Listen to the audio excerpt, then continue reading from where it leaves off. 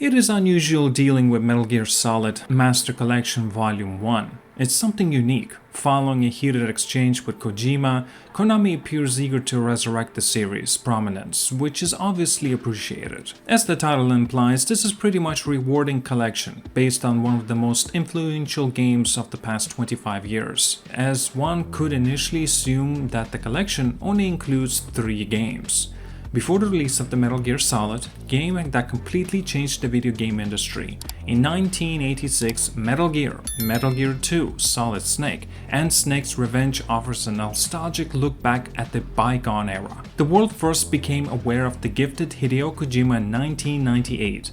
He made his mark with the game that showcased the PlayStation cutting-edge features and was a system seller for many. That marked the beginning of the cautious transition not only to convert methods but also to more realistic and cinematic style of the narrative. Every hardware generation in those bygone days was a huge advancement. When Metal Gear Solid 2 Sons of Liberty was released in 2001, it's not only made everyone dumbfounded but also served as the best showcase for the capabilities of the PlayStation 2. Not to mention that it became the most significant character twist in history, something that the developer team had carefully concealed, and the odd thing is that even after all these years, people still have different views on whether or not this choice was ultimately for the better. Naturally, this also holds true for the title itself, which some regard as epic and others as a drowning recital from the boring cutscenes.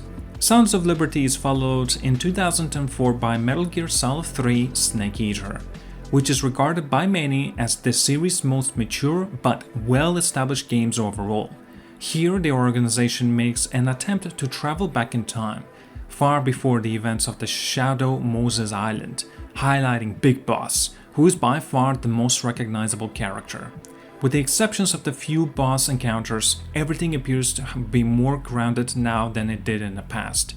Hideo Kojima and his crew provided special guidance through the game that was obviously more balanced than its predecessor. The collection offers every spin-off, every title, stated a rather useful menu of choices because it actually does not end there. During the initial phase, the player selects the title he wants to play on and is taken to the corresponding menu. There he can download the original Japanese voiceover and additional to the standard of the selections.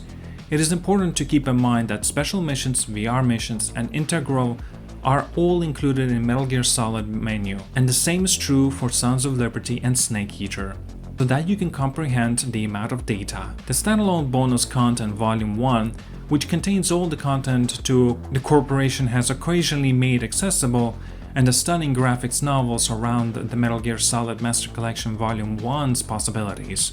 When it comes down to it, this is essentially what one gets when they buy the current release, which is definitely fulfilling but also a little unclear. Now that we have cleared the content, let's talk a little bit about all this.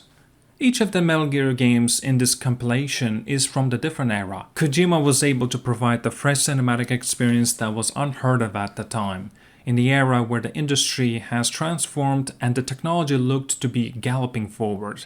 The opening scenes of the first title in 1998 with the accompanying music accompaniment is sure to move those who were really fortunate enough to engage with the title when it was first released. Master Collection Volume 1 manages to touch the sensitive chords of the player who are over 35 years of age. The script is not required to be consulted, but every title in the collection and every one that makes sense to include in Master Collection Volume 2 are related, which normally necessitates countless hours of writing. Regretfully, Konami did not select the titles for Metal Gear Solid Master Collection Volume 1 in the script's chronological order. Instead, they chose them based on the year of the release. It would be preferable, in my opinion, if it were other way around, as there would undoubtedly be gaps given the structure of the series and the intricate of the gameplay. There will probably be a lot of doubts because it's unclear if younger players would have the patience to finish some games because of their antique mechanics. In addition to this, there are bugs, there are other technical issues, particularly with Metal Gear Solid.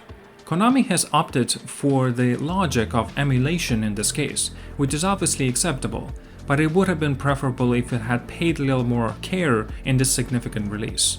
Fortunately, Sons of Liberty and Snake Eater has been correctly moved over, since the company has brought in the HD collection that Bluepoint Games have previously worked on. Currently, it is impossible to ignore the release of the Metal Gear Solid Master Collection 1, and this raises a number of concerns.